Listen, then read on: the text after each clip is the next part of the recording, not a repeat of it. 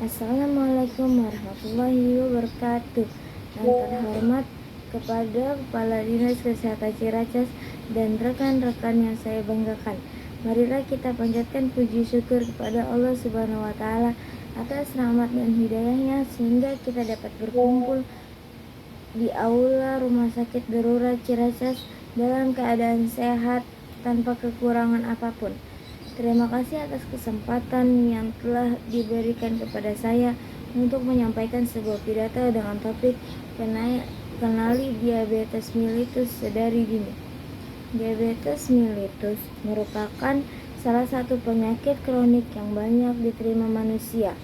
Pada tahun 1995, menurut statistik, penderita diabetes di seluruh dunia terdapat 150 juta orang dan di Indonesia diperkirakan hingga 8,2 juta penderita. Banyak faktor yang dapat menyebabkan manusia menderita penyakit diabetes, yaitu faktor keturunan, level kolesterol yang tinggi, gaya hidup modern, cenderung mengkonsumsi makanan instan, serta perokok dan stres. Sementara itu, cara pencegahannya ada 3 macam.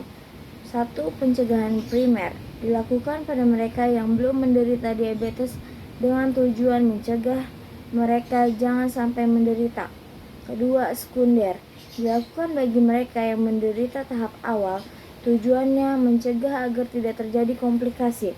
Sedangkan ketiga, tersier dilakukan kepada yang sudah terserang dan ada komplikasi.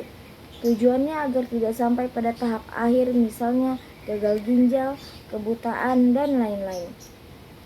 Gejala awal diabetes mellitus adalah sebagai berikut. Sering buang air kecil. Buang air kecil sering terjadi jika terlalu banyak glukosa dalam darah. Jika insulin tidak ada atau sedikit, maka ginjal tidak bisa menyaring glukosa untuk kembali ke darah. 2. Sering merasa haus. Karena sering buang air kecil, penderita akan menjadi lebih haus. Ini disebabkan proses penghancuran glukosa yang sulit, maka air di dalam darah tersedot untuk menghancurkannya. Sehingga seseorang perlu minum lebih banyak untuk menggantikan air yang hilang. Ketiga, berat badan turun cepat. 4. Merasa lemah dan mudah kelelahan. Karena produksi glukosa terhambat, sehingga sel-sel makanan dari glukosa yang harusnya didistribusikan ke semua sel tubuh untuk membuat energi jadi tidak berjalan. Sering kesemutan di kaki dan tangan. Gejala ini disebut neuropati. Terjadi secara bertahap karena glukosa dalam darah tinggi dan merusak sistem saraf. Keenam, gejala lain. Selain itu, ada pula gejala lain yang bisa muncul seperti penglihatan kabur, kulit kering atau gatal, sering infeksi, atau luka dan memar yang membutuhkan penyembuhan dalam waktu lama merupakan tanda-tanda lain dari diabetes. Diambil dari kisah penderita diabetes mellitus dapat menjadikan kita pelajaran. Berikut saya bacakan kisahnya. Ada seorang ibu rumah tangga yang berjualan di halaman rumahnya. Beliau menjual aneka makanan dan minuman yang manis, berbahan dasar tepung dan menggunakan minyak. Pada saat waktu senggang, jika tidak ada pembeli, ibu tersebut menyeduh minuman yang ia jual. Setiap hari ia mampu menghabiskan 10 saset kemasan minuman yang manis sehingga 2 tahun kemudian ia divonis terkena diabetes mellitus yang berawal dari gejala sering buang air kecil, sering merasa haus, berat badan cepat turun, sering kesemutan di kaki dan di tangan, merasa lemah dan mudah lelah, sehingga gejala ini berdampak kepada kesehatan beliau dan beliau tidak bisa berjualan lagi karena penyakit ini tidak dapat sembuh seperti semula.